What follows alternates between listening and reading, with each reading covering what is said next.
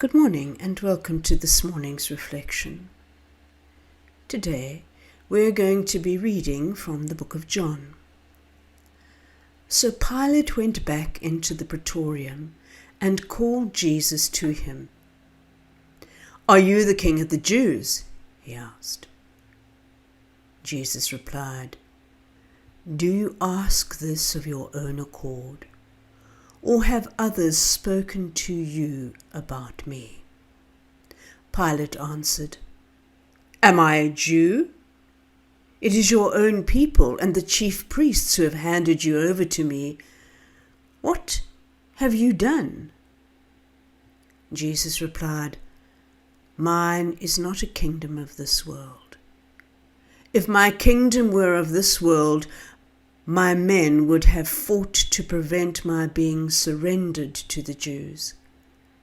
But my kingdom is not of this kind." "So you are a king then?" said Pilate. "It is you who say it," answered Jesus. "Yes, I am a king. I was born for this. I came into the world for this, to bear witness to the truth, and all who are on the side of truth listen to my voice." "Truth?" said Pilate. "What is that?" And with that he went out again to the Jews and said, "I find no case against him." Pilate then had Jesus taken away and scourged. And after this the soldiers twisted some thorns into a crown and put it on his head and dressed him in a purple robe. They kept coming up to him and saying, "Hail, King of the Jews!" And they slapped him in the face. Pilate came outside and said to them, "Look, I am going to bring him out to you to let you see that I find no case." Jesus then came out, wearing the crown of thorns and the purple robe. And Pilate said, "Here is the man." And when they saw him, the chief priests and the guards shouted, "Crucify him! Crucify him!" And Pilate said, "Take him yourselves and crucify him. I can find no case against him." "We have a law," the Jews replied, "and according to that law he ought to die, because he has claimed to be the Son of God." When Pilate heard them say this, his fears increased. Re-entering the praetorium, he said to Jesus, "Where do you come from?" But Jesus made no answer. Pilate then said to him, "Are you refusing to speak to me? Surely you know I have power to release you, and I have power to crucify you."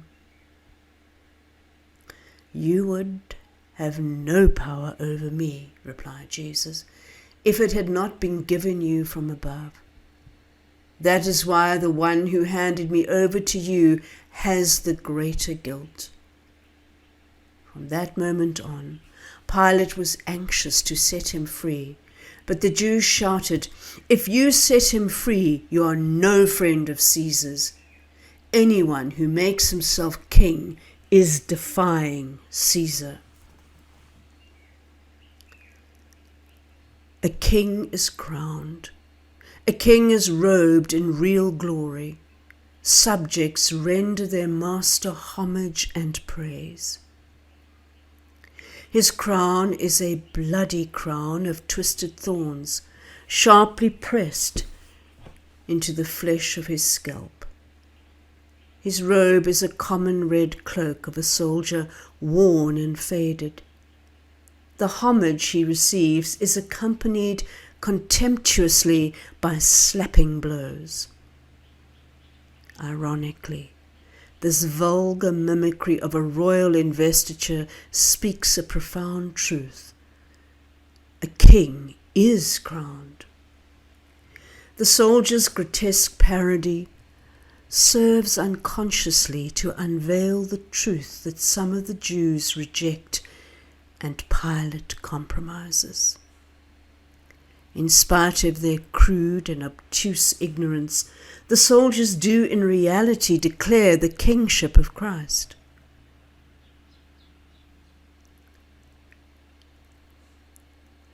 Not only this mock coronation, but the entire trial of Jesus is a travesty of justice over which Pilate presides.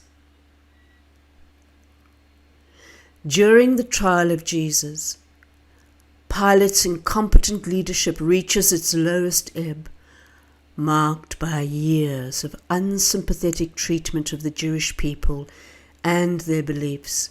Pilate's position as a governor is in constant jeopardy as the people of Judea wait in alertness to report his next false step to Rome. Having lost touch with his own inner truth and face to face with the clarity and strength of Jesus, Pilate is trapped by indecision. If the words of Jesus puzzle Pilate, then Jesus' silence overwhelms him. Pilate vacillates. Unable to condemn Jesus, unable to release him, Pilate regresses, yielding to evil. Pilate is caught in the trap of his own making, in a dilemma of powerlessness. Deeply rooted fear and insecurity prevent him from acting in truth. His spirit dulled and calloused by years of insensitivity, Pilate surrenders Jesus to death. In handing Jesus over, Pilate rejects truth. He denies the truth of his own being. He betrays the law of truth that is basic to all human justice. Pilate rejects the man who said, "I am the truth." The travesty of this trial ends as it begins, with a cruel parody of royal acclamation. Here is the man, here is your king. Once more, in ignorance, truth is spoken. Standing vulnerably before the rabble, scourged and humiliated, the man Jesus is king. His truth and his witness are truth, indeed are truth. The power of the kingdom is the spirit of the risen Christ, seen in the strength of truth as it continues to break through human limitation and sin. From the cross of Christ, the words of Pilate, written 2,000 years ago, proclaim today the truth at the heart of all human history. Jesus of Nazareth, King of the Jews.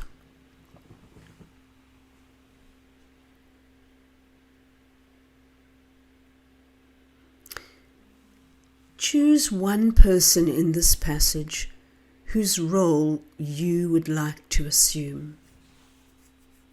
Perhaps a soldier, perhaps someone in the crowd. Picture the city of Jerusalem, its streets filled with milling crowds who have come to celebrate Passover.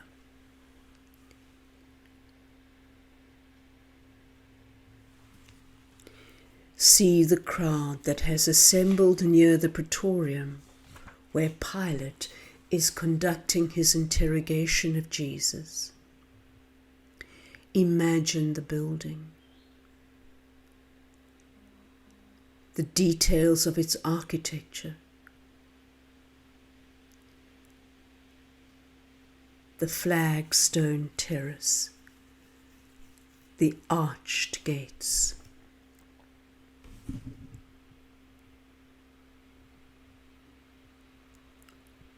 Intently, you look at Pilate. Take note of his clothing, which symbolizes his office.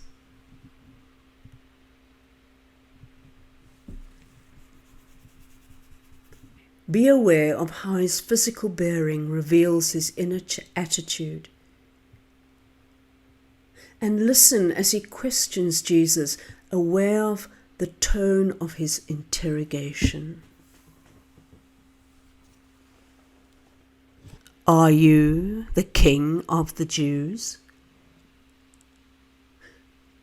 Closely observe Jesus as he makes his response.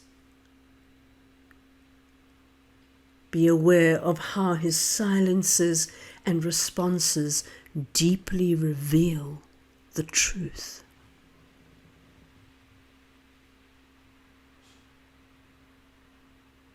As the people scream out for Barabbas, note the expression on Jesus' face.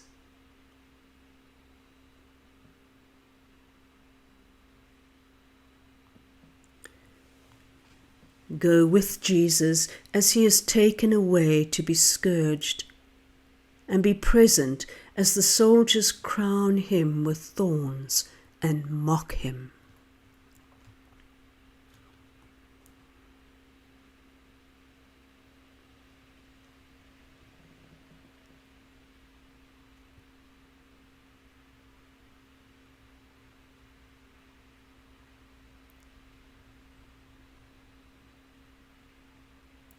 Continue to be aware of Jesus' pain and humiliation.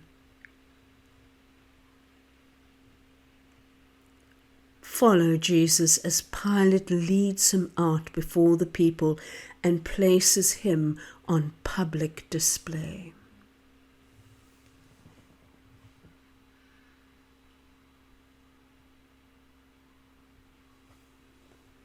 As the dialogue between Pilate and Jesus continues, be sensitive to the struggle within Pilate's spirit and the pathos of Jesus' rejection. See Pilate hand Jesus over to be crucified.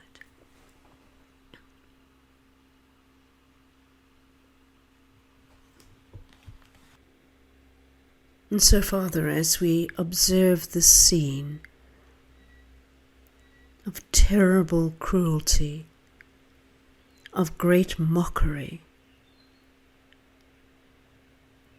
we too hold on to the fact that in all of this there was a truth. The truth being that Jesus is indeed King.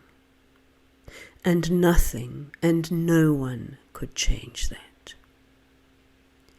As we go into today, may we hold on to that truth. That nothing and no one can alter that truth in our lives. Amen.